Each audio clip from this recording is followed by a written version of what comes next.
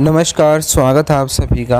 आज हम जो 11 चैप्टर है उसके एनसीईआरटी क्वेश्चंस करने वाले हैं और ये क्वेश्चंस बहुत ही ज़्यादा इम्पोर्टेंट है क्योंकि अधिकतर एग्ज़ाम्स में एनसीईआरटी के क्वेश्चन से पूछे जाते हैं। तो आइए हम इस वीडियो में सारे क्वेश्चंस कवर करते हैं। तो ये है हमारा फर्स्ट क्वेश्चन। बहुत सारे स्थानों पर विद्रोही सिपाहियों ने नेतृत्व संभालने के लिए पुराने शासकों से आग्रह क्यों किया। इसका मतलब ये हुआ कि जो ये पूरा विद्रोह हुआ था, इसमें जो विद्रोही थे उन्होंने अलग अलग जगह पर अपना नेता जो है वो किसी पुराने राजा को या पुराने शासक को क्यों चुना। उन्होंने क्यों पुराने राजाओं से आग्रह किया, यानी उनके सामने अपनी बात रखी कि आप हमारे विद्रोह को नेतृत्व प्रदान करो, आपकी लीडरशिप में हम विद्रोह करेंगे। ये क्वेश्चन है। तो सिंपली आप पहले खुद सोचो कि ऐसा क्यों किया होगा। बिल्कुल सिंपल सी बात है। अगर कोई पुराना राजा है तो उसके साथ ज़्यादा लोग जुड़े होंगे, उसके अलावा लोग उसका सम्मान करते होंगे और जो लोग हैं उसकी बात भी मानते होंगे। और इससे क्या होगा, विद्रोह को वैधता मिल जाएगी, यानी विद्रोह ऑफिशियल तरीके से बड़े लेवल पर चल पाएगा। तो यही रीजंस थे कि हर जगह पे जो विद्रोही हैं इन्होंने पुराने शासकों से, यानी कि जो पुराने लीडर्स थे, को चाहे कोई नवाब हो, कहीं पे कोई राजा हो, जैसे झांसी में रानी थी लक्ष्मीबाई और लखनऊ में बेगम हजरत महल थी। तो ऐसे कर करके जहाँ पर भी जो पुराने नेता थे उन सभी को रिक्वेस्ट की गई कि आप हमारे विद्रोह को नेतृत्व प्रदान करें। हमने पढ़ा था ना चैप्टर में कि विद्रोह को शुरू तो किया था सैनिकों ने, पर उसके जो बाद में विद्रोह चला इसमें हर आदमी जुड़े थे, बड़े बड़े राजा भी जुड़े, नवाब भी जुड़े, हर तरीके के लोग इसमें जुड़े थे। तो यही क्वेश्चन था। तो अब इसका आंसर पढ़ लेते हैं।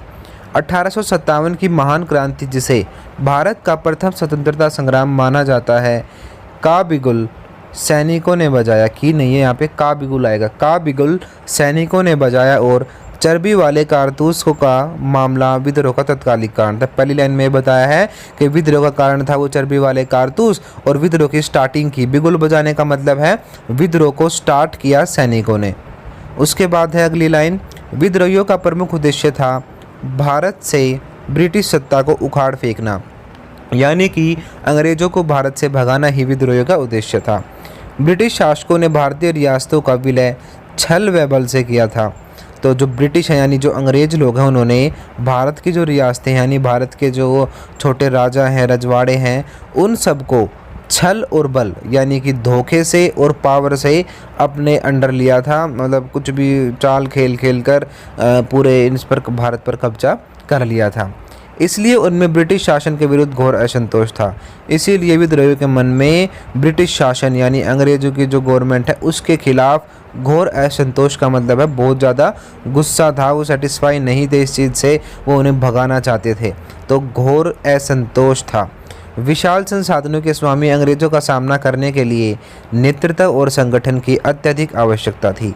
आई हमारी पहली लाइन इम्पोर्टेंट, क्या कि विशाल संसाधनों के स्वामी यानी बहुत पैसे वाले और बहुत ताकत वाले जो स्वामी यानी जो अंग्रेज हैं, उनका सामना करने के लिए विद्रोहियों को क्या चाहिए था, नेतृत्व और संगठन। नेतृत्व का मतलब होता है लीडरशिप, संगठन का मतलब आप कह सकते हो ऑर्गेनाइज तरीके से होना चाहिए, सब कुछ ऑर्गेनाइजेशन की तरह होना चाहिए था। तो इसीलिए पहला पॉइंट आ गया है कि इसीलिए विद्रोहियों ने जो ये हैं पुराने शासक, इनसे विद्रोह संभालने की मांग रखी। क्यों? क्योंकि इतने बड़े जो अंग्रेज हैं, पावरफुल लोग हैं, इनका सामना करने के लिए नेतृत्व और संगठन की आवश्यकता थी। इन उद्देश्यों की पूर्ति के लिए विद्रोही ऐसे लोगों की शरण में गए जो ब्रिटिश भारत में ब्रिटिश शासन की स्थापना से पहले नेताओं की भूमिका निभाते थे। यानी ये विद्रोही उन नेताओं के पास गए जो पुराने नेता थे। ब्रिटिश शासन की स्थापना से पहले का मतलब है अंग्रेज़ों के आने से पहले, जिनके दादा परदादा यहाँ पर राजपाट किया करते थे। तो सारे विद्रोही उनके पास गए, चाहे कोई सी भी जगह हो, अलग अलग जगह पर वो अलग अलग नेता के पास गए जिन्हें नेतृत्व एवं संगठन के क्षेत्र में अच्छा अनुभव था, यानी जिन्हें लीडरशिप और संगठन में अच्छा एक्सपीरियंस था। इसीलिए विद्रोही सिपाहियों ने अनेक स्थानों पर पुराने शासकों को विद्रोह का नेतृत्व संभालने के लिए आग्रह किया। इसीलिए जो ये पुराने ये शासक हैं इनके पास गए, कौन, सैनिक गए या विद्रोही गए। मेरठ में विद्रोह करने के बाद सिपाहियों ने तत्काल दिल्ली की ओर प्रस्थान कर दिया। मेरठ से विद्रोह शुरू हुआ था, कहाँ पहुँच गए वो? सीधे लाल किले में आए, दिल्ली में। दिल्ली पहुंचते ही सिपाहियों ने वृद्ध मुगल सम्राट से विद्रोह का नेतृत्व संभालने का अनुरोध किया। वृद्ध मतलब बूढ़ा, तो मुगल सम्राट जो था बहादुर शाह जफर उस टाइम पे बूढ़ा हो चुका था और उसके पास ये आए सीधे विद्रोही और उससे क्या कही कि तुम विद्रोह को संभालोगे, जिसे सम्राट ने कुछ हिचकिचाहट के बाद स्वीकार कर लिया था। इस तरह विद्रोह को वैधता हासिल हुई। अब ये आई है वैधता वाली लाइन, बहुत इंपॉर्टेंट, कि बहादुर शाह जफर मुगल सम्राट जो है उसको जब उसको मना लिया गया विद्रोह को संभालने के लिए, तो उससे क्या हुआ? विद्रोह को वैधता मिल गई, यानी विद्रोह ऑफिशियली रूप से डिक्लेयर हो गया, विद्रोह लीगल हो गया, कोई बड़ी शक्ति का हाथ हो गया उसके ऊपर। पहले तो सिर्फ सिपाहियों का विद्रोह था, पर अब बहादुर शाह जैसे बड़े राजा का पूरा नेतृत्व मिला विद्रोह को, तो विद्रोह को हुई वैधता हासिल, यानी कि विद्रोह को कानूनी रूप से मान्यता कह सकते हो आप, या ऑफिशियली कुछ अच्छी मतलब डिक्लेरेशन हुई उसकी, तो वैध हो गया विद्रोह, लीगल हो गया अब। इसी प्रकार कानपुर में सिपाहियों और शहर के लोगों ने पेशवा बाजीराव दो के उत्तराधिकारी नाना साहिब से बात की, यानी कि कानपुर में कौन लीडर है? नाना साहिब। आपको सारे लीडर नाम याद होने चाहिए अच्छे से। जब हमने चैप्टर पढ़ा था मैंने आपको पूरी टेबल बनवाई थी कि किस जगह पर कौन विद्रोही था और उनका नेता कौन था, तो नेता आप हर एरिया में याद रखोगे हमेशा। झांसी में रानी लक्ष्मीबाई, बिहार में आरा के स्थानीय जमींदार कुंवर सिंह और लखनऊ में अवध के नवाब ब्रजेश कादर को विद्रोह का नेता घोषित कर दिया गया। तो ये था क्वेश्चन कि पुराने शासकों से आग्रह क्यों किया? इसीलिए किया क्योंकि विद्रोह को वैधता मिल सके, विद्रोह का नेतृत्व अच्छे से संभल सके, ज़्यादा से ज़्यादा लोग जुड़ सकें, और आप ये सारे आदमियों के नाम याद रखोगे कि किस जगह पर कौन नेता था। ठीक है, यही था क्वेश्चन, शॉर्ट क्वेश्चन ही था, ज़्यादा लंबा क्वेश्चन नहीं था। अब देखते हैं अगला क्वेश्चन। उन साक्ष्यों की चर्चा करें जिनसे पता चलता है कि विद्रोही योजनाबद्ध और समन्वित ढंग से कार्य कर रहे थे। तो योजनाबद्ध का मतलब है प्लानिंग के साथ, समन्वित का मतलब है अच्छे तरीके से, पूरा कोऑर्डिनेशन दिखाते हुए, मतलब पूरी प्लानिंग के साथ अच्छे तरीके से काम कर रहे थे। ये समन्वित यहाँ पे आपको लिखा हुआ नहीं दिख रहा होगा, तो ये योजनाबद्ध है, थोड़ा सा ये क्लियर नहीं है यहाँ पे, तो योजनाबद्ध और समन्वित लिखा हुआ है ये। तो योजनाबद्ध और समन्वित ढंग से काम कर रहे थे, वे कौन कौन सी बातें हैं ये बताना है हमें इसमें। तो क्वेश्चन इंपॉर्टेंट है, ये सारे क्वेश्चन इंपॉर्टेंट है इस चैप्टर के। तो ये फर्स्ट और सेकंड क्वेश्चन जो है ये इंपॉर्टेंट है। तो इसमें सेकंड क्वेश्चन में हमसे पूछा है कि वे बातें बताएं जिनसे पता चलता है कि विद्रोही जो है, यानी जिन्होंने विद्रोह किया है, वो प्लानिंग के साथ मैनेजमेंट करके अच्छे से पूरा विद्रोह संभाल रहे थे। तो आइए वो एग्जाम्पल देखेंगे जिनसे हमें ये पता चलता है कि कैसे वो प्लानिंग के साथ काम कर रहे थे। 1857 के महान विद्रोह से संबंधित उपलब्ध साक्ष्यों के आधार पर विद्वान इतिहासकारों का विचार है कि विद्रोही योजनाबद्ध व समन्वित ढंग से काम कर रहे थे। तो सिंपल ये बताया कि काम कर रहे थे समन्वित ढंग से। अब है फर्स्ट पॉइंट इंपॉर्टेंट। लगभग सभी छावनियों में सिपाहियों द्वारा चर्बी वाले कारतूसों के विरुद्ध विद्रोह सिपाहियों का तत्कालिक राजधानी दिल्ली की ओर प्रस्थान करना तथा मुगल सम्राट बहादुर शाह द्वितीय को नेतृत्व संभालने का आग्रह करना आदि सिद्ध करने के लिए पर्याप्त है कि विद्रोहियों की कार्य पद्धति योजनाबद्ध और समन्वित थी। तो सिंपल पूछा क्या था, समन्वित और योजनाबद्ध कैसे काम कर रहे थे। तो इसमें पहले पॉइंट में 3 बातें पता चली कि सबसे पहले तो चर्बी वाले कारतूस के विरुद्ध विद्रोह सब ने किया, तो सारे एक साथ कर रहे हैं।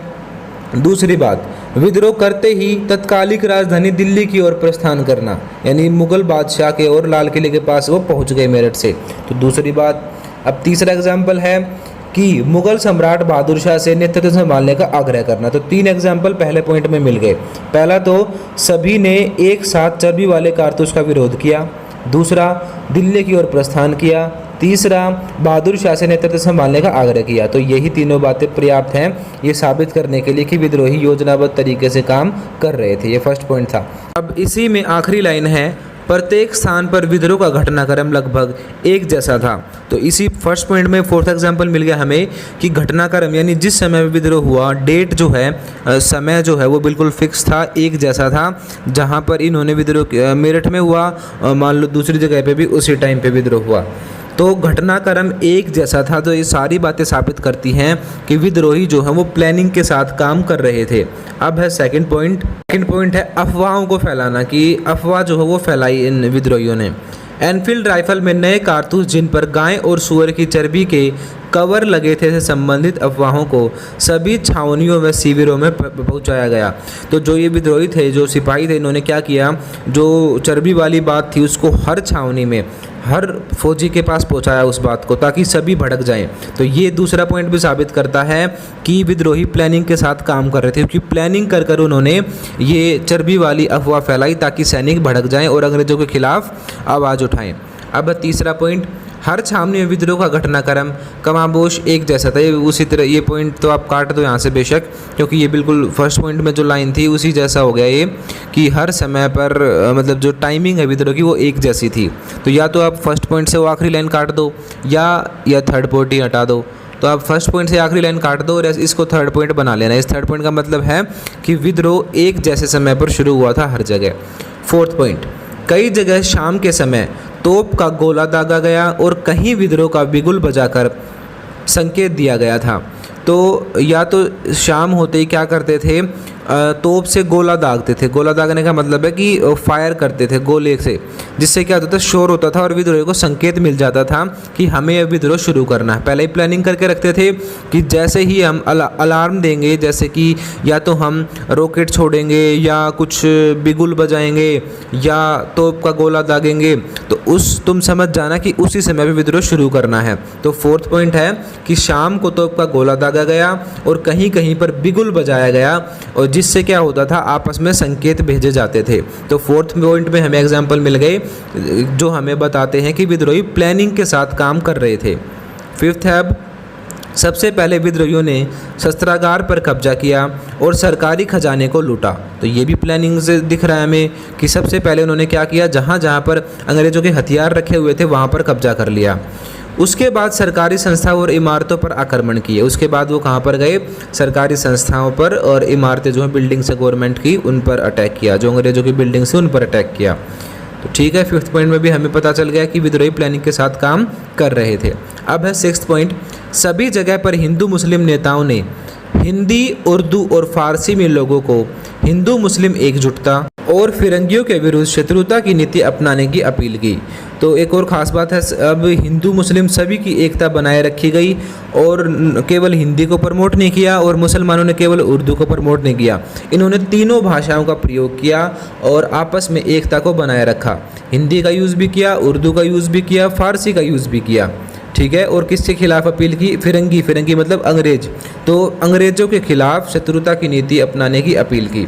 ठीक, तो 6 पॉइंट से हमें पता चला हिंदू मुस्लिम एकता को बनाए रखा गया, तीनों भाषाओं को यूज़ किया गया, इसमें हिंदी भी थी, उर्दू भी थी और फारसी भी थी, ताकि हिंदू और मुस्लिम दोनों ही एक साथ जुड़ जाएं और अंग्रेजों के खिलाफ आवाज़ उठा दें।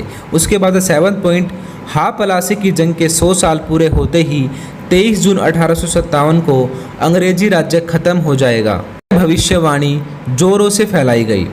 तो 1857 जो है, इससे बिल्कुल 100 साल पहले 1757 में बंगाल में एक जगह है पलासी, वहाँ पे युद्ध हुआ था अंग्रेज़ों का वहाँ के नवाब सिराजुद्दौला के साथ। तो उस युद्ध में जीतने के बाद अंग्रेज़ों का राज भारत में कायम हुआ था। तो अब ये अफवाह फैलाई गई, अफवाह क्या, भविष्यवाणी की गई कि अब उस लड़ाई को 100 साल पूरे हो चुके हैं और जो भी पापी लोग होते हैं 100 साल के बाद उनका खात्मा होना भगवान का मतलब आदेश होता है कि वो ज़रूर ख़त्म हो जाएंगे। तो ये लोगों के दिमाग में बात डाली गई ताकि वो मेंटली प्रिपेयर हो सके, उनके मतलब माइंड सेट चेंज हो कि अब अंग्रेज़ों से हमें आज़ादी मिलने वाली है।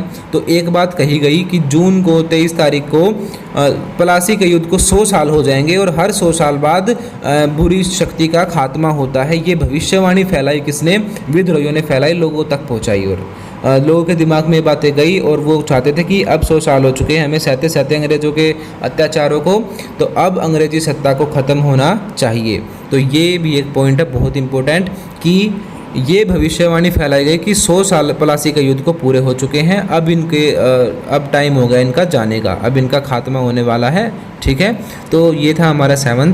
अब है अगला पॉइंट, भिन्न भिन्न छावनियों के मध्य संचार संबंध स्थापित किए गए थे, किया गया नहीं है, किए गए थे।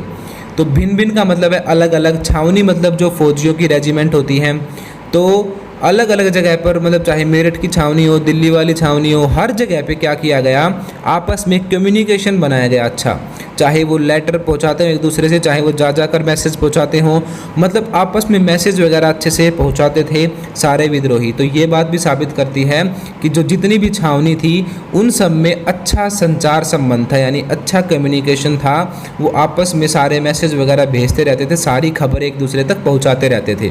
तो ये बात भी साबित करती है कि विद्रोही प्लानिंग के साथ काम कर रहे थे। और यही था क्वेश्चन कि वे बातें बताइए जिनसे पता चलता है कि विद्रोही योजनाबद्ध तरीके से काम कर रहे थे। अब आगे है, सिपाही अथवा उनके संदेशवाहक एक स्थान से दूसरे स्थान पर समाचारों को लाने और ले जाने का काम कुशलता पूर्वक कर रहे थे, यानी अच्छे से कर रहे थे।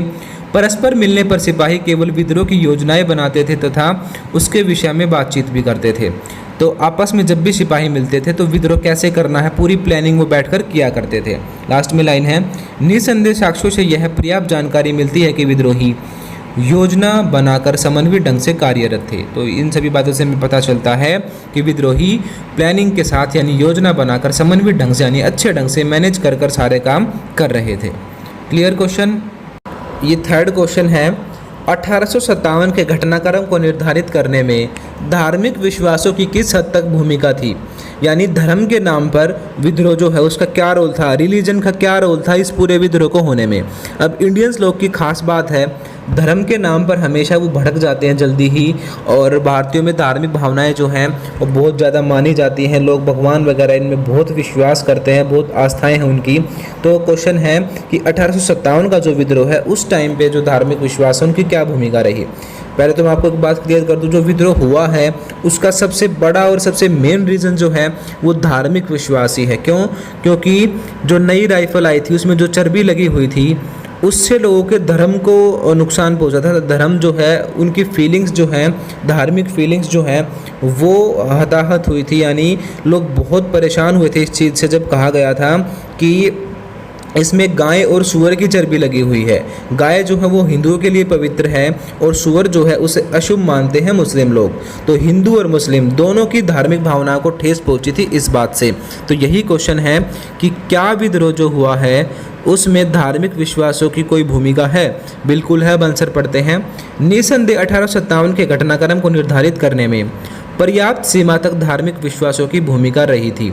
यही बताया कि हाँ बिल्कुल अच्छी वो जो धार्मिक विश्वास है उनकी भूमिका रही थी विद्रोह को निर्धारित करने में। अब पहला पॉइंट, 1835 ईस्वी से अंग्रेजी भाषा को शिक्षा का माध्यम बनाया गया व पाश्चात्य ज्ञान विज्ञान व साहित्य की शिक्षा प्रारंभ कर दी गई।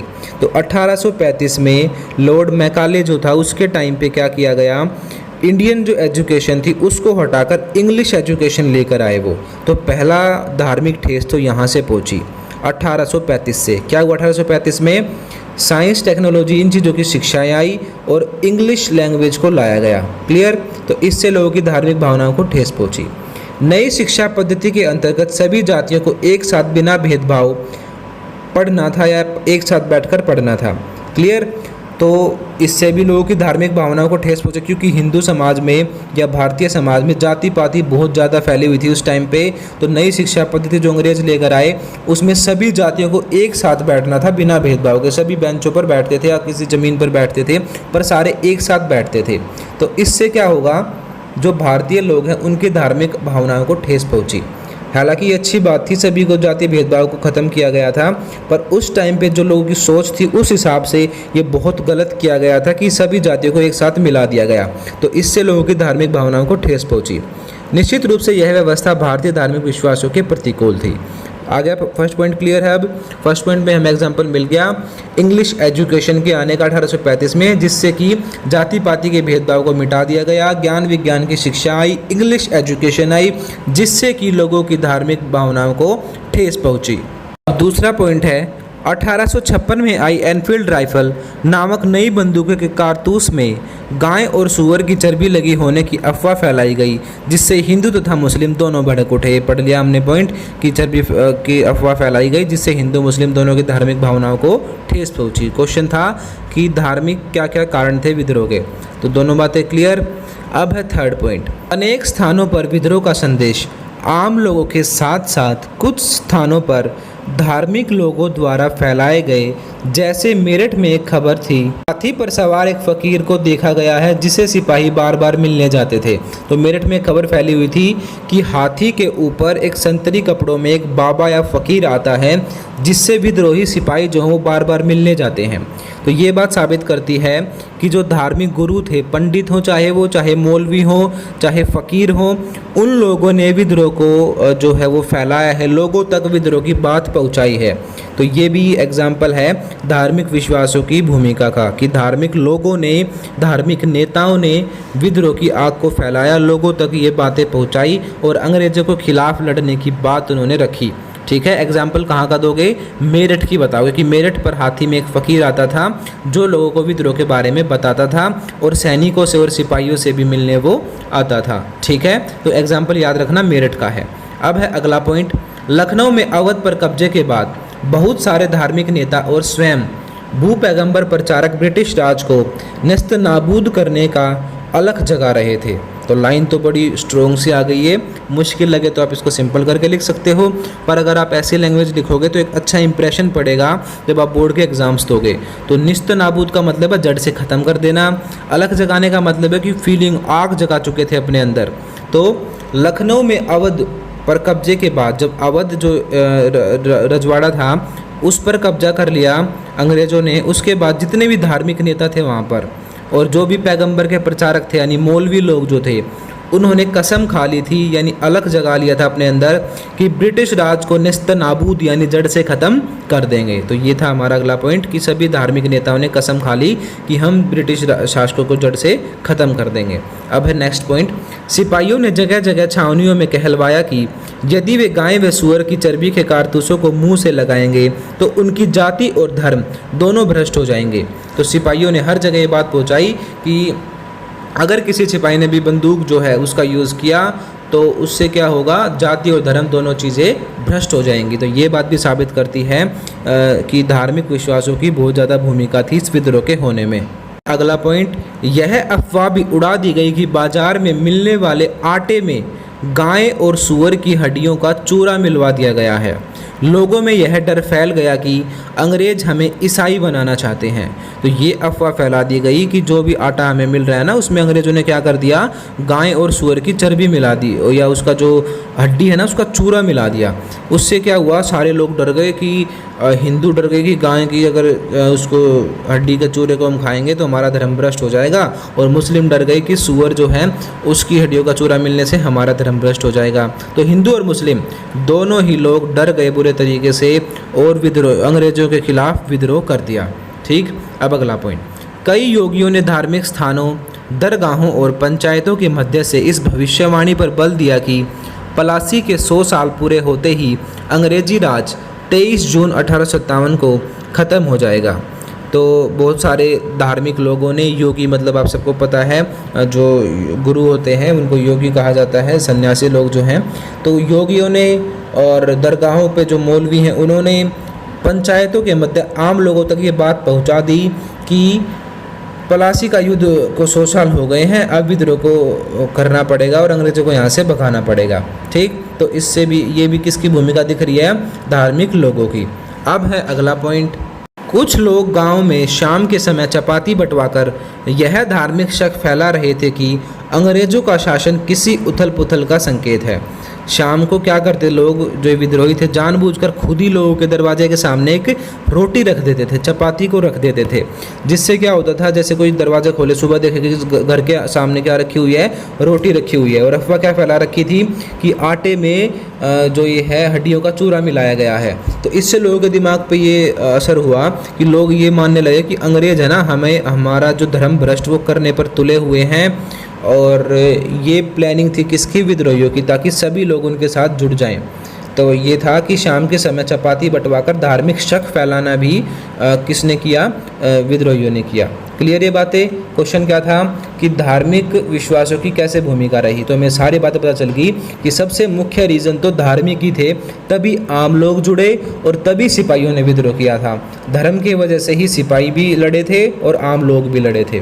ठीक है। लास्ट में तो कंक्लूजन सिंपल सी लाइन लिखी है। इस प्रकार हम देखते हैं कि धार्मिक विश्वासों ने 1857 के घटनाक्रम को निर्धारित करने में महत्वपूर्ण योगदान दिया। फिनिश होता है क्वेश्चन हमारा ये। अब है अगला क्वेश्चन, अंग्रेजों ने विद्रोह को कुचलने के लिए क्या कदम उठाए। तो इतना बड़ा विद्रोह फैल गया था, अब क्वेश्चन पूछा है कि अंग्रेजों ने क्या स्टेप्स लिए। फर्स्ट पॉइंट है, उत्तर भारत को दोबारा जीतने के लिए टुकड़ियों को रवाना करने से पहले अंग्रेजों ने उपद्रव शांत करने के लिए फौजियों की आसानी के लिए कई कानून पारित कर दिए थे। उपद्रव का मतलब है विद्रोह, जो यहाँ पे फैला हुआ था उत्तर भारत में पूरा। तो जो अंग्रेज उन्होंने अपनी फ़ौजों को रवाना करने से पहले उन्हें कुछ स्पेशल राइट दिए, बहुत सारे कानून पारित किए, कानून लेकर आए वो नए नए कि ये इस तरीके से हमारी पावर ज़्यादा हो जाएगी फ़ौजियों के पास। तो फौजियों की आसानी के लिए अंग्रेज़ों ने बहुत सारे नए कानून पारित किए। ठीक है, पहला पॉइंट है ये। अब दूसरा पॉइंट, मई और जून 1857 में पास किए गए कई कानूनों द्वारा न केवल समूचे उत्तर भारत में मार्शल लॉ लागू कर दिया गया, बल्कि फौजी अफसरों और यहाँ तक कि आम अंग्रेजों को भी ऐसे हिंदुस्तानियों पर मुकदमा चलाने और सज़ा देने का अधिकार दे दिया गया जिन पर विद्रोह में शामिल होने का शक था। तो नए जो कानून लेकर आए उसमें सबसे मेन था मार्शल लॉ, और मार्शल लॉ में ऐसी पावर दे दी गई लोगों को, सिपाहियों को, कि जिस पर भी उन्हें शक होना वो किसी भी तरीके से उसको आदमी को उठा सकते हैं। कोई पेशी नहीं होगी, कोई कोर्ट नहीं होगा, कुछ नहीं होगा, उसको उठाकर चाहे वो जिस भी तरीके से चाहें उससे सारी बातें उगलवा सकते हैं और उसे यहाँ तक कि जो सजाए मौत है, फांसी भी दे सकते हैं। ठीक है, और ये केवल सिपाहियों को ही नहीं, आम अंग्रेजों को भी ये पावर दे दी गई नए रूल्स लाकर। तो ये था विद्रोह को चलने के लिए बहुत इंपॉर्टेंट कदम कि नए कानून लाए गए। उन कानून में मार्शल लॉ लागू कर दिया गया। मार्शल लॉ से क्या हो गया, सभी सिपाहियों के पास बहुत ज़्यादा ताकत आ गई और सभी अंग्रेज लोगों के पास भी बहुत ज़्यादा ताकत आ गई कि वो किसी भी भारतीय को उठाकर कुछ भी सज़ा दे सकते थे। ठीक है, जिस पर भी उन्हें शक होगा कि ये विद्रोह में शामिल था उसके खिलाफ वो कुछ भी कर सकते थे, कोई पूछने वाला नहीं था उनसे। तो यही होता है मार्शल लॉ। मार्शल का मतलब है कि फौज का जो अफसर है उसकी ही चलेगी, कोर्ट वोट किसी की अब नहीं चलेगी। तो मार्शल लॉ लागू कर दिया गया। दूसरा पॉइंट था ये। अब है तीसरा पॉइंट, कानून और मुकदमे की सामान्य प्रक्रिया रद्द कर दी गई और यह स्पष्ट कर दिया गया था कि विद्रोह की केवल एक ही सज़ा है, सज़ाए मौत। तो बहुत कड़े कदम अंग्रेजों ने उठाए विद्रोह को कुचलने के लिए। तो तीसरे पॉइंट में बताया है कि जिस तरीके से सामान्य प्रक्रिया होती है, पहले आपको कोर्ट में ले जाया जाता है, उसके बाद अगर आप दोषी साबित होते हैं वहाँ पे तो आपको सज़ा दी जाती है। ये चीज़ें सब रद्द कर दी गई। सामान्य प्रक्रिया मतलब जो जनरल प्रोसेस है कोर्ट में जाने का, ये रद्द कर दिया गया और स्पष्ट कर दिया कि विद्रोह की केवल एक ही सज़ा होगी, वो है सजाए मौत। यानी कोई मुकदमा नहीं होगा, कुछ नहीं होगा, सीधी फांसी चढ़ाई जाएगी जो भी विद्रोह में शामिल मिला। अब है फोर्थ पॉइंट, नए विशेष कानूनों और ब्रिटेन से मंगाई गई नई टुकड़ियों से लैस अंग्रेज सरकार ने विद्रोह को कुचलने का काम शुरू कर दिया। तो नए कानून लेकर आए और ब्रिटेन से नई सैनिक टुकड़ी मंगाई गई। ये है इस फोर्थ पॉइंट में, विद्रोह को कुचलना और उन्होंने शुरू कर दिया। अब है फिफ्थ पॉइंट, विद्रोहियों की तरह वे भी दिल्ली के सांकेतिक महत्व को बखूबी समझते थे। यानी दिल्ली से अच्छे तरीके से वो पता था उन्हें कि कहाँ से एंट्री होगी, कितना एरिया है दिल्ली का, कहाँ से अटैक कर रहा है, कैसे करना है। जैसे विद्रोहियों को पता था ना, यानी हमारे भारतीय लोगों को पता था ना कि विद्रोह दिल्ली जो है वो कहाँ से एंटर करना है, हमें किस तरीके से विद्रोह करना है, इसी तरीके से बखूबी समझते थे अंग्रेज लोग भी। तो क्या किया उन्होंने, लिहाजा उन्होंने दो तरफा हमला बोल दिया, यानी दिल्ली को दोनों तरफ से घेर लिया और अलग अलग एरिया से अटैक किया। एक तरफ कलकत्ते से, दूसरी तरफ पंजाब से दिल्ली की तरफ कूच हुआ। हालांकि पंजाब कमोबेश शांत था, तो पंजाब में भी विद्रोह थोड़ा कम था, पर जो अंग्रेजों ने अटैक किया वो एक तरफ से होते, वो जो पंजाब हरियाणा वाला एरिया लगता है दिल्ली में, तो पंजाब से होते हुए हरियाणा टच करते हुए वो दिल्ली की तरफ उन्होंने अटैक किया। इस तरफ से दिल्ली को घेर लिया पूरा। अब दूसरी तरफ से कलकत्ता की साइड से अटैक किया अंग्रेजों ने। तो दोनों तरफ से दिल्ली पर अटैक किया अंग्रेजों ने और विद्रोह को शांत करने की कोशिश की। क्वेश्चन यही था कि विद्रोह अंग्रेज जो हैं उन्होंने विद्रोह को कुचलने के लिए क्या कदम उठाए। तो कदम आपको पता चल रहे हैं, नए कानून पारित किए, मार्शल लॉ लागू कर दिया गया, नई सैनिक टुकड़ी मंगाई गई और नए नए रूल्स लेकर आए। वो दोनों तरफ से हमला बोला, कलकत्ते की तरफ से भी और पंजाब की तरफ से भी, और विद्रोह की बहुत कड़ी सज़ा कर दी गई, सजाए मौत। जो सामान्य प्रोसेस होता है, जनरल प्रोसेस होता है सज़ा देने का, वो प्रोसेस हटाकर सीधी ताकत दे दी अंग्रेज ऑफिसर्स को कि इनको तुम मारो, कुछ भी करो, बस विद्रोह शांत होना चाहिए। अब है 6th पॉइंट। अंग्रेजों ने विद्रोह का दमन करने के लिए विशाल सैनिक शक्ति के साथ साथ कूटनीति से भी काम लिया, यानी दिमाग लगाकर भी उन्होंने बहुत सारे काम किए। तो 6 पॉइंट में लिखा हुआ है कि सैनिक शक्ति तो मंगाई ही, उसके साथ साथ कूटनीति का भी सहारा लिया, यानी चालबाजी भी की उन्होंने। किसी भारतीय राजा को अपने में मिला लिया, पैसा देकर खरीद लिया, विद्रोह को शांत करने की कोशिश की, दंगे भड़काने की कोशिश की, ऐसी ऐसी कूटनीतियाँ की अंग्रेजों ने। अगला पॉइंट, ये जो ऊपर पॉइंट लिखा हुआ है ये 9th पॉइंट है। ये थोड़ा आपको सर क्लियर नहीं दिख रहा होगा, इस चीज़ के लिए मैं पहले ही सॉरी मांग रहा हूँ आपसे कि थोड़ा सा, पर मैं आपको साथ साथ बोलता हुआ चलूँगा तो आपको सारी लाइन समझ में आएंगी। ये तो ऊपर जो है 9th पॉइंट है, इसको 8th के बाद पढ़ेंगे हम। पहले देखते हैं 7th पॉइंट। तो 6th पढ़ लिया था हमने, अब 7th। अंग्रेजों ने कूटनीति का सहारा लेकर पढ़े लिखे भारतीयों और जमींदारों को विद्रोह से दूर रखा। ठीक है, वही कूटनीति वाला पॉइंट है, छठा उसी का अगला पॉइंट है ये, कि अंग्रेजों ने पढ़े लिखे लोगों को और जमींदार यानी बड़े जो लोग थे उनको अपने साथ मिला लिया और विद्रोह से वो दूर रहे। अब 8th पॉइंट, अंग्रेजों ने संचार साधनों पर अपना पूर्ण नियंत्रण बनाए रखा, यानी पूरा कंट्रोल रखा संचार साधनों पर। रेलों पर नियंत्रण होने के कारण देश के विभिन्न भागों में शीघ्रतापूर्वक सैनिक सहायता भेजते रहे। शीघ्रतापूर्वक का मतलब है रैपिड, फास्ट बिल्कुल। तो रेल किसके अंडर थी? अंग्रेजों के अंडर थी। तो रेलवे के जरिए बहुत जल्दी उनके सैनिक एक जगह से दूसरी जगह पहुंच जाते थे और विद्रोह को दबाने में सफल हो जाते थे। तार व्यवस्था पर पूर्ण नियंत्रण होने के कारण ब्रिटिश अधिकारियों को शीघ्र ही सूचना दी जा सकती थी और तत्काल उचित कार्रवाई करके विद्रोहियों की योजनाओं को विफल किया जा सकता था। तो एकदम वो कार्रवाई कर देते थे। उनके पास तार व्यवस्था यानी डाक वाला सिस्टम भी था, पूरा पोस्ट सिस्टम जो होता है वो सारा अंग्रेजों के नीचे था। रेलवे जो है वो अंग्रेजों के कंट्रोल में थी। तो सारी चीज़ों पर अंग्रेजों का अधिकार था, इसीलिए जल्दी से जल्दी उनके सैनिक पहुंच जाते थे और विद्रोहियों की योजनाओं को विफल यानी कि फेल कर देते थे। तो यही क्वेश्चन था कि अंग्रेजों ने कैसे काम किए। तो संचार साधनों पर कब्जा कर लिया, रेलों पर पूरा नियंत्रण बनाए रखा, संचार व्यवस्था पर पूरा नियंत्रण बनाए रखा और तार व्यवस्था पर भी पूरा कंट्रोल बनाए रखा और जहाँ पर भी विद्रोह होता था वो जल्दी ही वहाँ पर पहुँच जाते थे। तो ये हुए हमारे 8 पॉइंट। अब पढ़ लेते हैं ऊपर वाला पॉइंट। अब है 9th पॉइंट, विद्रोह का इतनी बर्बरता पूर्वक दमन किया गया जिससे लोगों में खौफ फैल सके। तो इतने बुरे तरीके से विद्रोह को दबाया गया जिससे कि लोग बिल्कुल डर जाएं, उनके दिल में डर बैठ जाए कि वो कभी भी विद्रोह करने की ना सोचें। विद्रोहियों को तोप के मुहाने पर बांधकर उड़ाया गया तथा फांसी दी गई। तो विद्रोही लोगों को क्या क्या किया गया उनके साथ? उन्हें तोप के आगे बांध दिया गया या उन्हें फांसी दी गई या पूरे पब्लिक के सामने उन्हें तोप से उड़ाया जाता था। ये सजाएं सार्वजनिक स्थलों पर दी जाती थी ताकि सभी विद्रोह के अंजाम को जान सकें। ये जो सज़ाएं दी जाती थी, इतनी खतरनाक सज़ा, इनको मेनली या तो चौक पर या चौराहे पर दिया जाता था ताकि सभी लोग डर जाएं और कभी भी विद्रोह करने की ना सोचें। तो बर्बरतापूर्वक का मतलब है बहुत गंदे तरीके से, बहुत बुरे तरीके से। दमन का मतलब है दबाया गया, तो बहुत गंदे तरीके से विद्रोह को दबाया गया जिससे कि लोगों के दिलों में डर बैठ गया और लोगों ने विद्रोह करने की बात सोची तक नहीं। या तो उन्हें फांसी दी जाती थी विद्रोह करने पर या तोप के सामने बांधकर उन्हें उड़ा दिया जाता था। तो ये था हमारा क्वेश्चन। तो ये था इन क्वेश्चन आंसर्स का फर्स्ट पार्ट। और अगर आपको वीडियो अच्छी लगी है लाइक कर दें, कमेंट कर दें और इस वीडियो को ज़्यादा से ज़्यादा शेयर भी कर दें। और जो नेक्स्ट पार्ट रहेगा वो हम नेक्स्ट वीडियो में करेंगे क्योंकि वीडियो ज़्यादा लंबी हो रही थी, आधा घंटा से ज़्यादा की वीडियो हो चुकी है। तो इस वीडियो के जो अगले क्वेश्चंस हैं वो हम नेक्स्ट पार्ट में करेंगे। अगर इंग्लिश आपकी सफलता की रुकावट and if you are not getting right position respect because of English, so don't worry, हमारा एक चैनल है फ्लुएंटा इंस्टीट्यूट नाम से, जिसका लिंक हमने ऊपर आई बटन में और नीचे डिस्क्रिप्शन में दिया हुआ है।